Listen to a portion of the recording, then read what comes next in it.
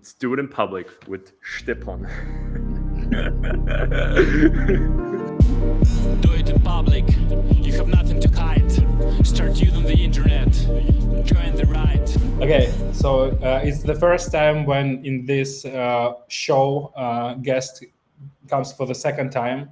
So I don't know the agenda, and Stefan don't know it, I think, too. So what we're going to do? What happened? What happened during the last week? Like what big, what ugly? Previously on Do It in Public. We were talking about calm startups. Yes. And just kind of the principles behind it, and how to use the internet. And I don't know, with Swift Brief, I think some stuff around that. There was something you wanted to know, but I don't remember what that was, because then we had to stop the call, if you remember that. I don't know. Oh man, so it was 2 weeks ago, right? Yeah, something like that. Too much happened. For me now, yeah, it's I can't can tell like yesterday and day before yesterday, because so much happened. And so and even Nano back 2 weeks ago was a completely different thing. So information becomes quickly outdated these days. But then what challenges do you have with you're building a product, right? Like with the summer school? Right. So it's more like on Lera, but I am the first very critical user, because I will use it for like this, Do It in Public and other videos. So basically, we want to upload a video and just cut a lot of short clips out of it using search. So for example, I open this video and I can search for calm, and I'll see all the sentences with calm, so I can select them and export as a clips. And the next step will be to distribute to the social networks like YouTube, TikTok, Instagram. But just export for the beginning, it will work. So I will use these clips for Twitter clips, to distribute. Basically, every podcast is needed just to have 5 cool clips or something. Yeah. And that is like via the transcript or something, right? Yeah, so AI will be transcribing the audio to the text, and once we're done with this first phase, we'll also add subtitles. So some nice subtitles that come in on the when you speak about them, so you also can see it muted.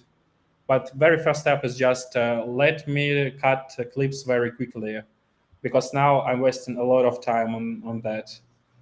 Are you doing that yourself, the editing and clips cutting, or you have help? Right. So how I see in our product, so if I use something and I use only two features, but I use them daily, so it's a potential for a product. I mean, we can create a product that do it in seconds, and it can mean potentially 100 leverage, if it takes hours usually. 100 leverage units. Yeah, I was talking. So we can, we're building this product. Then I also writing this info product for Nano. So I'm now a course guy. So I can talk. Are you a coach? Yeah, coach. That's why I recorded this video. And also, I did another workshop for our students and for Paralect that was called "Welcome to the Internet," about how to work calm but not hard. So we can discuss this if you want. The course. Yes, the course. It's all around this core philosophy, that we validate now 3 fundamental skills: is discipline, empathy, and consciousness. How do you do that? And that's an interesting question. So then for now, I've added a bunch of questions. So I said the community will decide whether we accept you or not. But basically, it's about 3 these fundamental things. If you want to understand if you fit, for discipline, it will mean what people can prove that you are a reliable person or reliable worker. Who can prove this? Not your words, but who can say that you did something for them and you did more than they expected, or you were cool to execute it. So it's the question for discipline, like who can prove that you are reliable. For empathy, is like who can prove that you are helpful, like who can say that you're a cool guy, that you help them with something, I know, fix something when they didn't expect it or something. For cautiousness, it's the most. I didn't find the right question, but it will be something about this specific knowledge. Do you know this term from Naval? Yeah.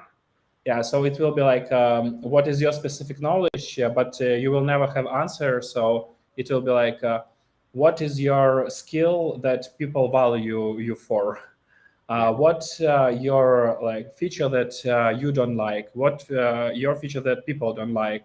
I think something like that. Yeah.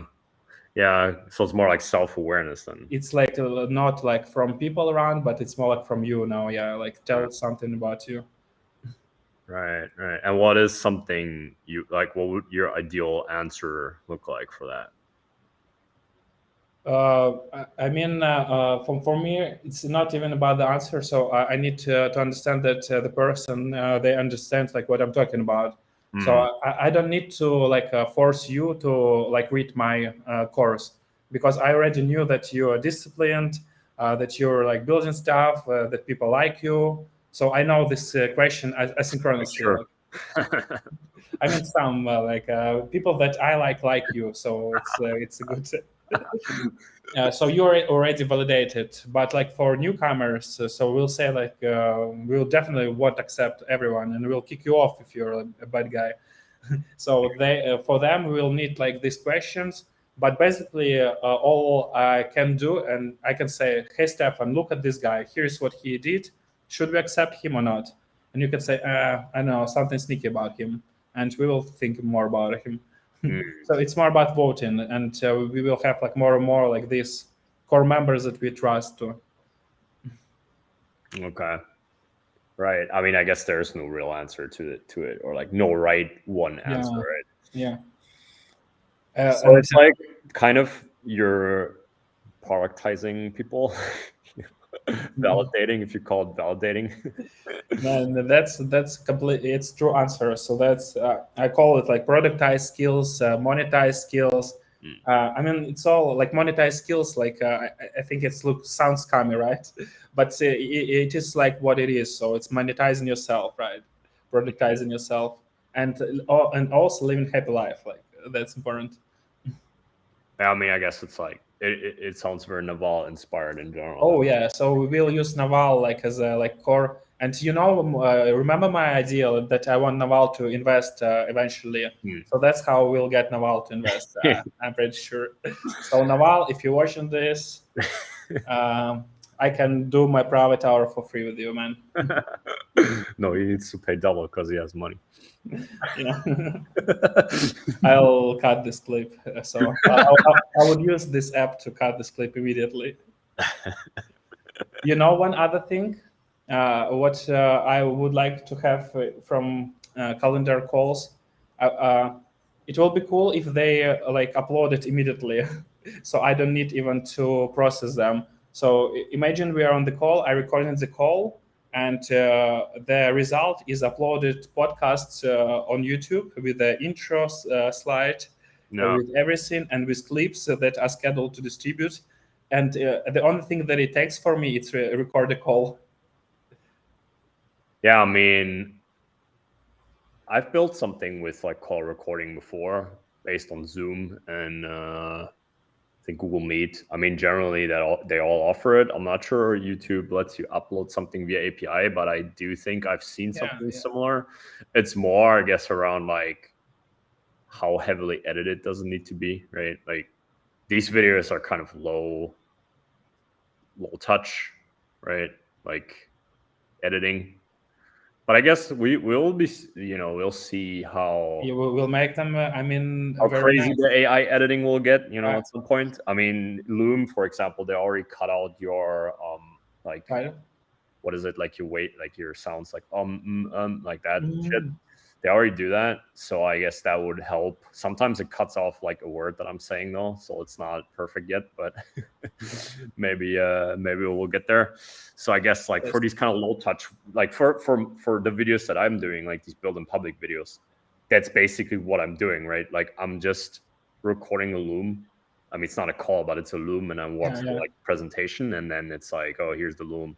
Now I just download it as MP4, I upload it, and then I add like subtitles, and that's it, and then just publish it. That's why it takes like 20 minutes or something, so or 30 minutes. And 20 minutes, like it's huge because like you wasting 20 minutes because like you do no useful work, right? Yeah, I mean, the 20 to 30 minutes includes like setting up the presentation. It's just screenshots. I already have everything somewhere, right? I mean, the process of downloading and uploading, I think that will be 5 to 10 minutes. I mean, 5 minutes maybe, because the only thing is like sometimes I have to wait for Loom, because Loom will upload while you talk, but you can't immediately download the MP4 because it's like a streaming format, so you can't get the video file before. Sometimes it takes like 10 minutes or something before I can download it. Yeah, that is quite annoying as a wait time, and I'm like idle, but I will be like, you know, primed to be in the context of that, and I just want it done, so it's wasted time. I would count that as wasted time as well, because I'm not necessarily productively going to use that on anything else than like walk around in circles or something,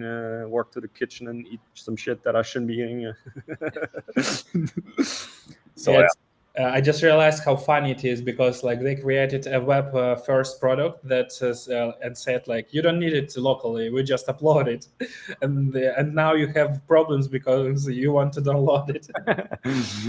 I mean, it's just because I can't otherwise give it to YouTube, right? Yeah, I mean, I can see it. I do the same, so I understand what you're talking about. I guess what you could be doing is you could record a call and then have that in the background as a screen share, but then you don't have your face on it, right? Like that would be the trade-off there, but even then, like YouTube, Google Meet or something, like the recording, they'll take like half an hour sometimes to process or something. For me, it's like more than an hour every time. Yeah, I mean, it depends on the length. My videos are just 10 minutes. Oh, yes, like it will be a bit faster, but yeah, it's usually not super fast.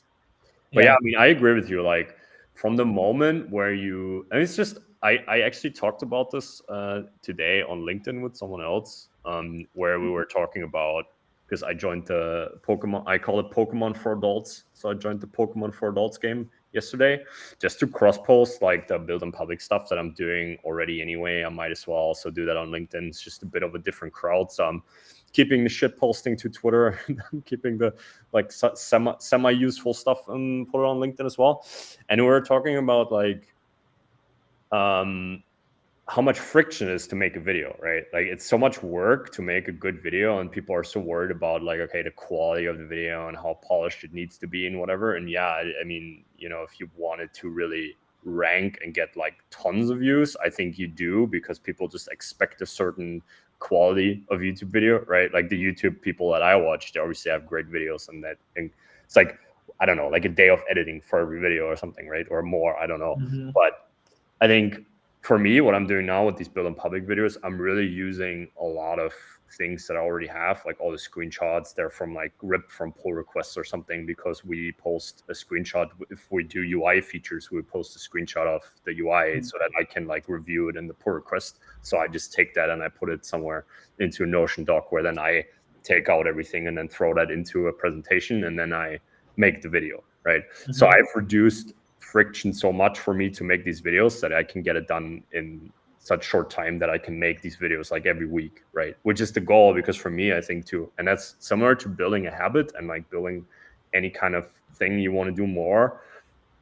It's like, how can I do it more often rather than do it like perfectly, but then do it only once a year or something, right? Like I need to do it more often so that I get better at the process and I iterate the process, but I start very small. And I think that we were just talking about that, right? That he was saying, like, this was Elijah, I think. I've known him for a bit longer time ago, but he was saying, like, okay, people overestimate, like, overvalue just like quality of the video, especially. It's basically he was kind of shitting on me because he was saying he didn't mean it, but it was kind of funny because he was saying like, yeah, people care so much about the quality of their video for their 30 viewers or something.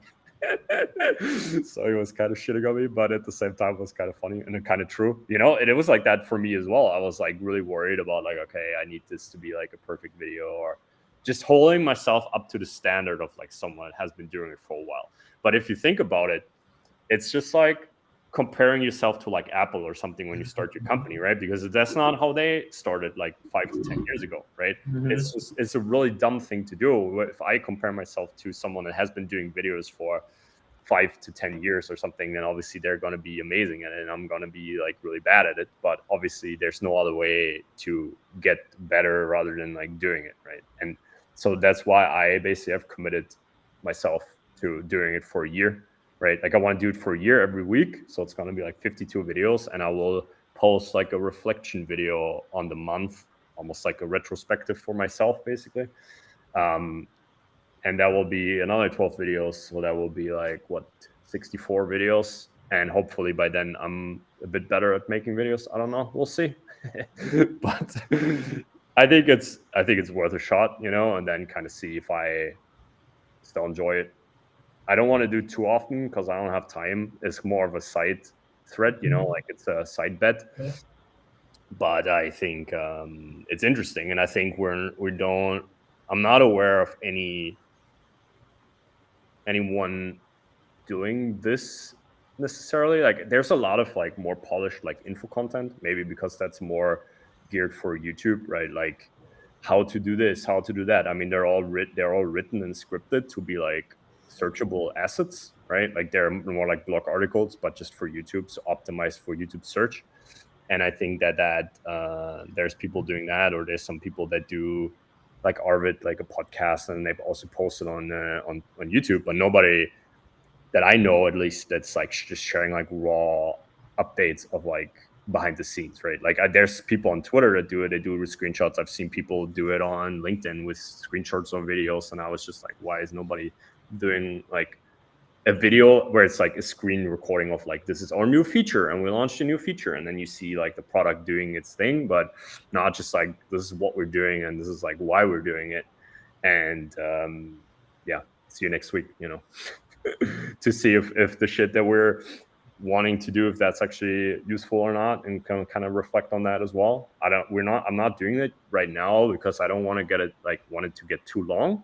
Like I'm not doing it in the video, but obviously I'm doing it like in private, but maybe that's an interesting thing to add, to just kind of compare week over week, like progress, or if the stuff that we're building is actually useful, to like the validation aspect of it, right? But I don't know. Nobody wants me to talk for 20 minutes, I think like 10 minutes is kind of... No, I think we should continue the discussion after, because there are so many thoughts here. Like about the video quality, it's definitely I think for YouTube it will be pretty hot like soon, when everyone will figure out it, like from Twitter. Like you said, there are a lot of content in Twitter that is not in YouTube.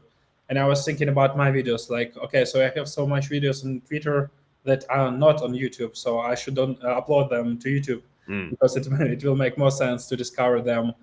And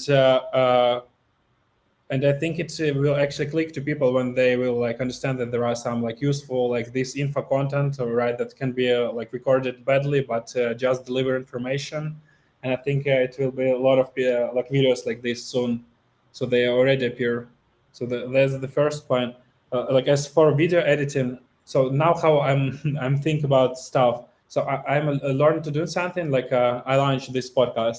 And I was very motivated, like to download videos, to process them, to add the like cover image, to add the soundtrack, like to retweet, like to create the time codes.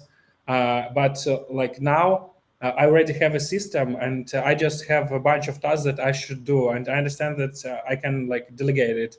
Like And so what happens when I don't anyone to delegate? I just stop doing it. I just avoid doing this work. That's what I see right now.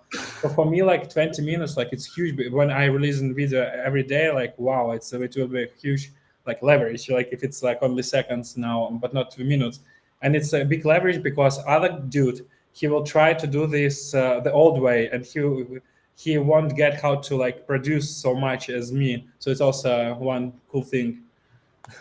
But I really start thinking about the video, and this is like something that we need to do more often. So that's why we're sitting here in the video, in the internet. In the video, we're sitting in the frame. And also one thing that I figure out, so it's actually, I think that's the great like grand goal for this like uh, building public application. So eventually, I just want to have a tracker on my computer. So I just turn on some application, and it just record everything. I configure like what I want to record, and it just like streams it like in the raw format, and then like with a bunch of proven editing stuff, it's like just distributes automatically everywhere. Like for example, we built this tool for clips, and we figure out the formats that everyone loves and that like helps people grow. So we just say AI that this is a cool like way to edit it. And imagine like if we have this pipeline, so you just work and it automatically creates content for you. Like we say like you should understand 5 action items from this call, but say it with jokes, like something like that. Like add the illustrations that show like this quote to the document in that document. Keep the document short and concise. Yeah, I mean, I think you're not wrong. I think there's a lot of things we can already do. Now it's more on plugging all the puzzle pieces together, which is like, yeah, they're all kind of there, and then obviously improving on that as well, right? But I think it's again like the same as what I said, right? Like it's like what you said and what I said, like in like removing the friction, from the whole process and just making it as simple as possible, because then it's like there's almost no reason not to do it because it's just so easy, right? But yeah, I mean, what I realized, like the word friction. So I think all people understand it very differently, because like what's friction, and like what I see, like for many people, they say only 10 minutes, only 20 minutes. It's nothing. Like it's easy. It's easy. Like even when we're now doing like this product for clips, and they say, oh no, this is easy. This is easy. I say no, this is not easy. I like waste a lot of time on writing these captions, like descriptions. This is not easy. This is what like takes time. Yeah, I mean the thing is like we have the same, right, with SwiftBrief, just to give you an idea about that, or about the YouTube transcripts, right? Like that's basically a tool to make subtitles for YouTube videos. And a lot of people don't value their time. That's one learning. And then the other one is like that I guess it depends on how much volume you have, right? Like saving 30 minutes is one thing, and saving 30 minutes once a week or saving 30 minutes 20 times a day, that is a big difference. And I think that you need to look at where people are on the spectrum, right? That's why I'm saying, okay, it's 20 minutes, and you say, no, that's way too long. And I'm like, I do it once a week, right? Like, yes, it is too long. Like it could be shorter, but at the same time with automation and everything, it will also take a while to get that right.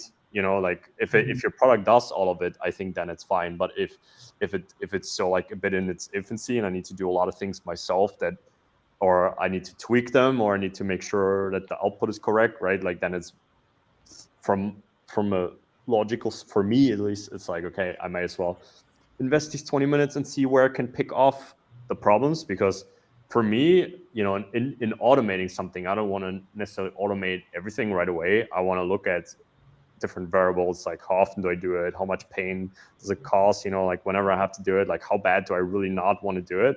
And then it's also just like how long will it take to automate versus how long, like when will that pay off, right? That investment of like automating it, where it's like we just recently did our invoices, like automation of our invoices into like some German bookkeeping software, and it's like hell, right? But now it's like all set up, and we didn't do it for a while because the process of like doing it manually was, let's say, half an hour to an hour a month or something.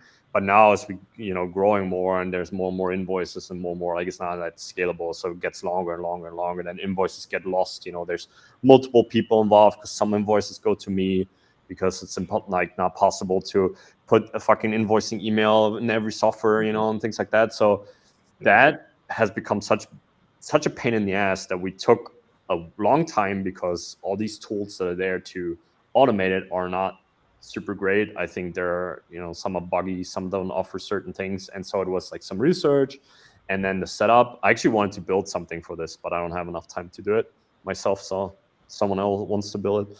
The Zapier of like invoice automation or something. But basically it's like, now we did it, but it took a while to do, right? Like it took probably, let's say 10 hours, like a day and a bit more until everything was working smoothly, like all the email. Basically now it's like we have one email and you forward anything to the email or you add that as an invoicing email and then everything lands in our accounting .hef or whatever. Like in the US, that's not a problem. I think all the major providers already have that built in, but in Germany, like we're a German company, there it's like fucking Wild West. People still have their accountant do it by hand and pay them like $400 or something.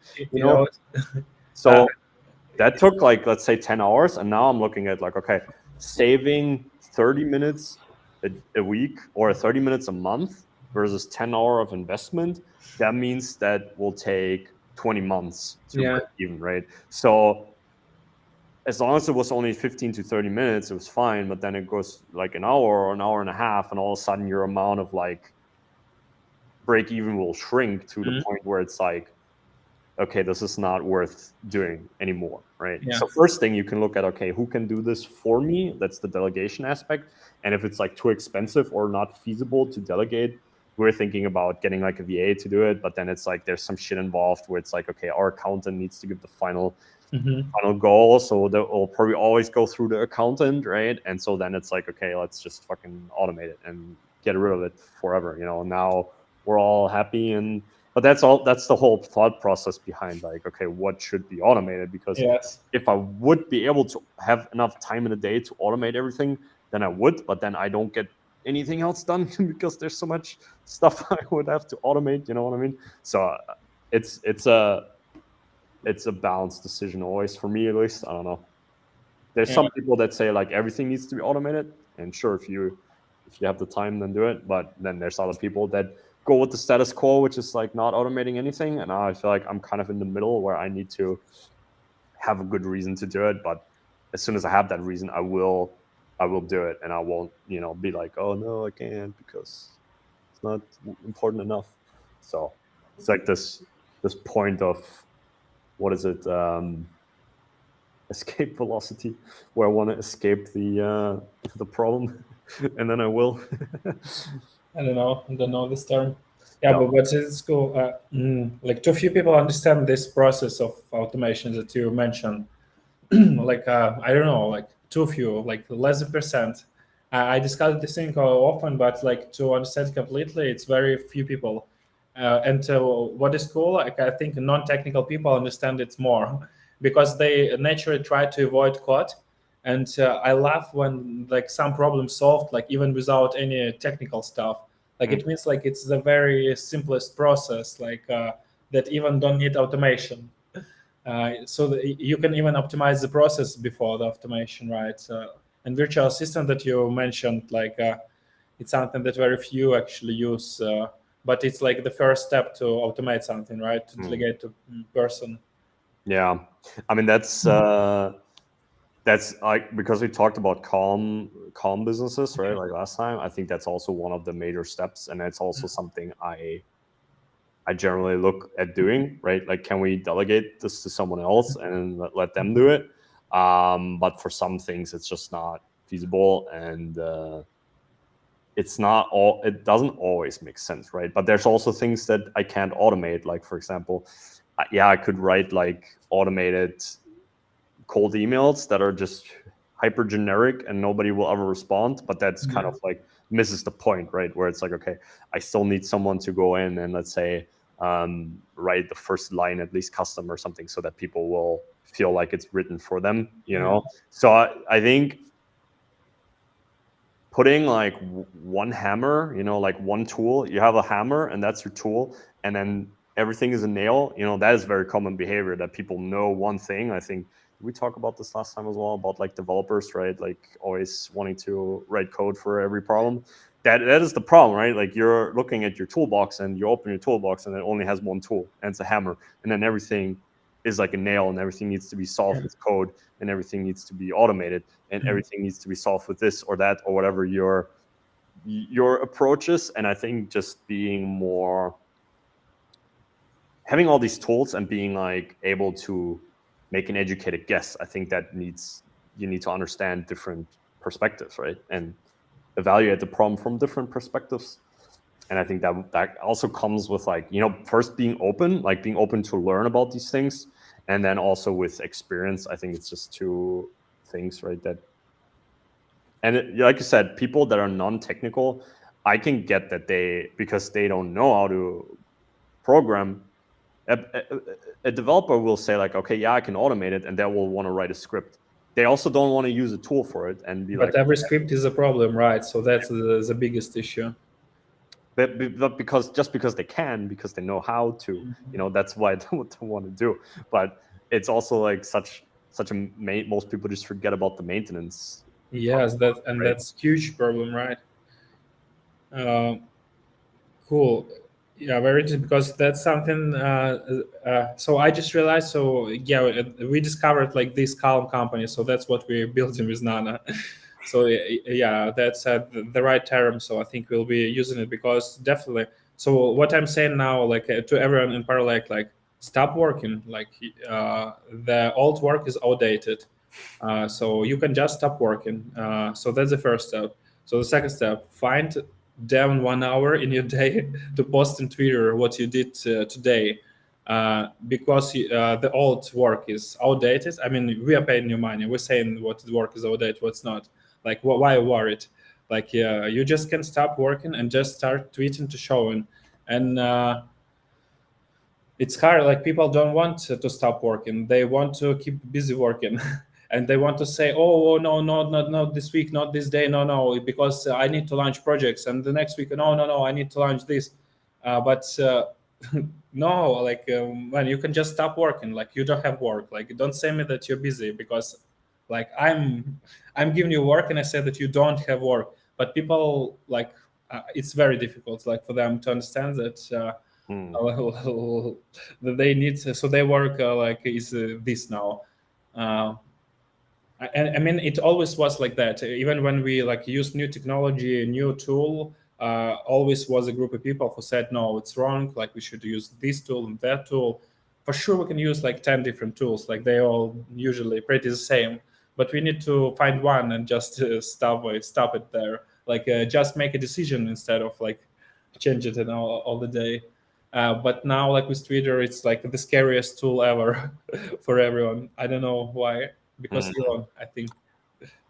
I mean, I think there's two things here. One is like, it's change, right? Like, people don't, their change is friction. Talking about friction again, it's like something that requires you. It's like change and comfort zone. They usually come together. Like, what are you comfortable with, and what is your comfort zone? And rather staying there and not changing, I think that is like the easiest. I mean, there's a lot of things, right? Like, it's the easiest path. It's the easiest way out, you know. Then again, it's like people it's laziness. It's like friction. It's scary. It's comfort zone. It's everything, right? And then also it's like, I don't know. I forgot what I wanted to say. There was some other point. And it's like, I guess, you know, just habits. But yeah, and then the other point that I forgot, but now I have again, is like, it depends. It's a spectrum always, right? It kind of depends on how personally you're invested into like your work, or like how much you identify with your work, right? If that's kind of like this is me, this is what I do, my life, then it becomes even harder to change, because that means you're attacking a part of the personality of the person, so that they will see it as a personal attack. Same with best example is these tools, right? Like whenever there's some like religious war about like some fucking text editor, I'm like, bro, what the hell? Like then it's always just like people are so invested into one way of doing it or the other, or like Apple versus Android or whatever, because they're like identify with like what the brand stands for or what that text editor stands for, that they're like, I don't want to use my mouse or something, like whatever reason, so I that makes it very hard to change these habits, because of the investment that people have into certain ways, But just to clarify, like why I even talking about Calm and Twitter, because I think probably even you don't understand it, but no one will understand. But the thing is, like, it's all why I like talking about this. We were discussing like this process of automation, that it starts with idea, with validation, then you do it manually, then you hire someone. So the reason why like we want to use Twitter, we don't want them to code unvalidated thing. We want to say that Twitter is now a validation tool. So instead of coding feature, you can say, should I build this feature, and not build it if it's not needed. And I know our developers, I know how skilled they are, and I know they can write like thousands lines of code, but it's like terrible if they do this. Because we don't need thousands lines of code, we need 0 lines of code, right? Ideally, less code is always better. That's what I think. Yes. So that's why like so it's not that like psycho. So we just want them to spend time on at least saying like, I'm building this. So someone say, you building this for a week, like you're joking, like this is built in seconds like now. So they like learn this way. So it's all about calm work, man. Can you imagine the Twitter is about calm work? Because for me, like calm was like not like using tools like Twitter, like because Twitter is a lot of news, a lot of reactive type of things, right? But turns out like I think it's the way to calm, like because it just opens the world like to you. So it's like the perfect way to communicate with the whole world, like with Arvid, like you mentioned, or with you. Yeah, I mean, I don't like calm. I think that's a common misconception, that people think like it's just like, I don't know, being meditating all day or something. I don't think that's necessarily what it stands for. I think it's very much, it's super aligned with like bootstrapping, right? Like kind of going customer first and going like profit first, and not taking a bet that will take 3 years to pan out. I mean, that's mainly what most products are that are not validated. It's like some bet that in 2-3 years down the line they will pay off. And so I keep building features until I hit that point where then people will start streaming in and they will start using my product, right? Because it's not validated at all. And so I think that is a core part of bootstrapping, I think, is not necessarily Twitter, but obviously validation. And Twitter is like one way of validating something, right? Because you have some people that you can bounce off ideas off, and you're not going to be building in this echo chamber of just yourself where you're like, I think this is a good idea, so I should build it, right? So I think that is where they potentially align. I think you can get that in other ways. Like, it doesn't necessarily have to be Twitter, but Twitter is just But what better way? Like, what comparable? Like, if you're talking Reddit, like you can't like really communicate in Reddit, so it's a different way. Like indie hackers, like the same as Reddit, right? Sometimes, for example, I think with Twitter you have to be careful, because I think you need to discount the things that you hear there. I mean, it depends on what you're asking. Are you asking technology? Are you asking feature validation? I think it's like not necessarily the same, right? Like, can I build this faster versus should I build this? And so it's like, depending on how much overlap there is with your audience or whoever's on Twitter with like who the customer of your product is, right? Oh, customer. For example, for SwiftBrief, it's like, yeah, most of the people on Twitter that are like indie hackers, I think I remember I sent the website and they were like, I don't even understand what the website is doing. And so then I can take that feedback and then I can say, like, okay, now I'm gonna make it like more indie hacker friendly. But then on the other end, if someone that is a marketing agency sees our landing page, they like immediately understand, because use the language of the customer. that indie hackers don't understand because they don't necessarily know the space very well, which is understandable. But for the target customer, if I would take the language that an indie hacker would understand, then that for a customer would be bullshit, because it's so watered down that they're like, okay, so this person clearly doesn't know anything about SEO or whatever, whatever space you're talking about. So I think you have to be careful. But it is like forums, like niche forums. If you're in a certain niche, it can be Reddit, it can be Facebook groups. I think like Arvid Kahl, for example, has been quite successful with like embedding in Facebook groups and things like that. It's more on like where's your customer. If you're a typical indie hacker that's building something for other indie hackers for some reason, then your customer will be in Twitter, right? But so I see Twitter not like a platform to sell. So I see it like just a community of founders. So it's an important thing to clarify. So it's just a community of founders, but if you sell to founders, like it's also a good place to sell. But what you mentioned here, it's all important. And we also like have a lot of conversation in parallel, like. My customer is not on Twitter, and I say your goal is not to find customers, but find like a network, like founders, like, and like you with the wording, like it's a good case because like indie hackers can say like something they don't understand, and you should understand who is your like target. That's true. But what I value like more like this type of stuff, like I did this in 1 week, and I published like some landing page, very basic. And I want someone to say like it's bullshit, like you should do this in 1 minute. So that's like what I see the value is like of this community. I mean, in different forms, but to show you how you can work, like not like. I mean, then it's more just like around, which things to build yourself, or just like using a tool for it, or doing it a different way, or just calling people out on like not doing enough validation, right? Because I think that is true. I think Twitter there is probably the best, just because everybody's here, like So that's the main. Here, other founders are here, right?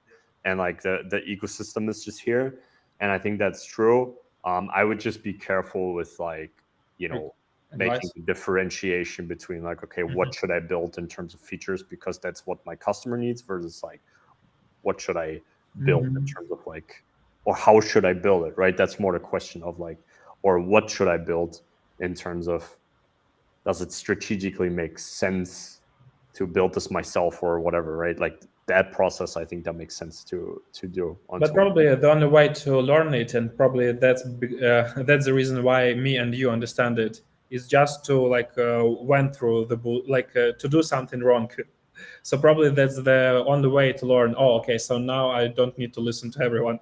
So now I need to only listen to my audience.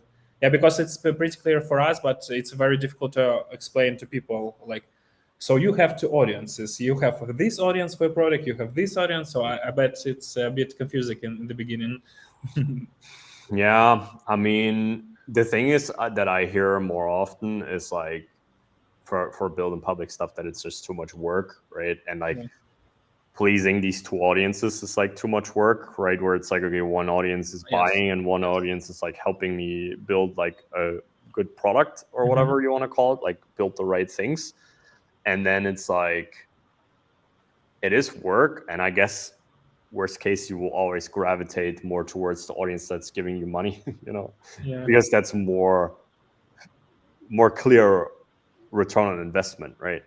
But I think that you underestimate how much this part can help, especially sticking like the part where it's like other founders that just keep you like sane, right? Basically, I think, and like motivated. I think that part is a lot of people underestimate, just because it usually takes longer than you think to get to a point where your customer will like love what you have to say, or like love your product, versus like those people that keep cheering you on even though the product is shit, So I think it's Cool. Yeah, I have lots of ideas for content, so I'll start doing them. I think I should illustrate this like for like audiences like indie hacking, like you mentioned, and this is very common. Like, should I like invest in building in public or in customer? Like you said, like this automation process, I think it's something that we should explain. So it's like idea, like starting from tweet, like this one. So cool. Also, one thing that I didn't mention, but I think I will use like your videos from YouTube in Nano, because what you're doing is like you mentioned like weekly reflection with monthly goals. That's the process that I want to make required in Nano. So you join and you basically set the goal for a week. You're reporting the goal. In that of the week, you're doing a demo, like a bigger demo. And a month is cool just to have a bigger picture.